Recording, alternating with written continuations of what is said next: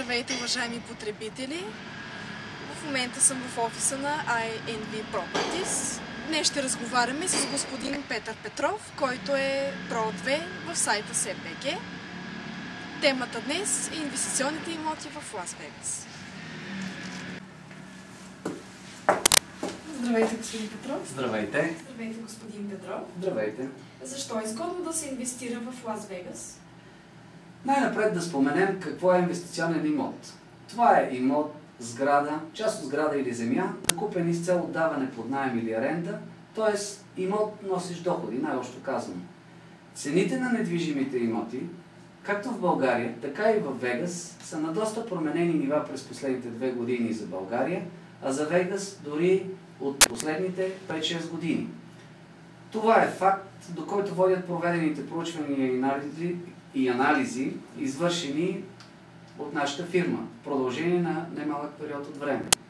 Правени са съпоставки на различни показатели и след задълбочен анализ, като най-добри възможности за инвестиции се очертаха тези в Лас Вегас.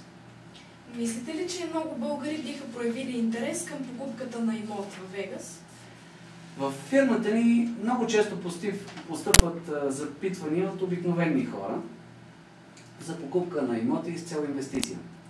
За момента по-ниските цени са знак, че биха могли да закупят имот, който най-напред да отдадат под наем, а после този имот да остане за децата им. Било то като жилище или като продължаваща доходоносност. Ние, познавайки и двете страни на пазара, покупните цени към момента и възможността заедно с цената за отдаване под наем, започнахме да си задаваме въпроса как бихме могли да дадем най-добрата цена на клиентите за техните пари.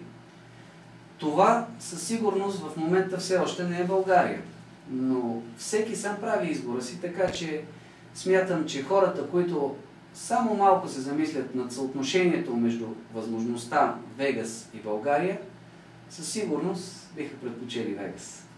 А има ли някакви специфични особености на предлаганите имоти в Вегас, например особености в обзавеждането или нещо друго, което потенциалните купувачи трябва да знаят? Да, на първо място бих желал да разсея мита, че къщите и сградите са дървени. Всичко, което предлагаме, е масивно строителство. На второ място, 99% от случаите имотите се продават необзаведени, с изключение на кухненския бокс.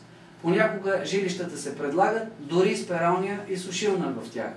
В офертите ни изрично е описано какво се включва в обзавеждането и електроуредите към съответния имот. Това е едно от задълженията на колегите ни в САЩ. Също така искам да добавя, че имотите се отдават под наем пак така, необзаведени. Всеки наемател се настанява с собственото си обзавеждане. Важно е да се знае, че большинството от сградите там са най-много на 2 етажа и всички са организирани в затворени комплекси. Тези затворени комплекси, освен задължителния басейн, често има изградени тенис кортове, баскетболни игрища, детски и спортни площадки, а в най-новите луксозни комплекси дори и голф игрища. Какъв е размерът на данъците, които собственикът на недвижим имот трябва да плати при придобиване на имота? Собственикът има задължение да заплати единствено данък върху собствеността си към общината и той е най-нисък за страната. Като също така, както в България, този данък започва да тече от момента на придобиване на имота. Всички останали данъци се поемат от казината. Коя е по-добрата инвестиционна стратегия? Покупка с цел продажба по-късно или с цел дългосрочно отдаване под наем? Както вече споменах, разликата в покупната цена е в пъти по-ниска в полза на Вегас. Съответно, наемната цена в пъти по-висока. Няма да си знаете, че пак в полза на Вегас. Инвестицията се изплаща съгласно златните правила на специалистите в тази област, така че всеки има право да вземе сам решение. След възвръщане на инвестицията, какво да прави с имота си. Освен това, в близките години се очаква тенденция за повишаване на цените на имотите, а налог може да бъде всяка една инвестиция, за която се сетите. Какви са ползите за вас от участието ви в сайта SEBG?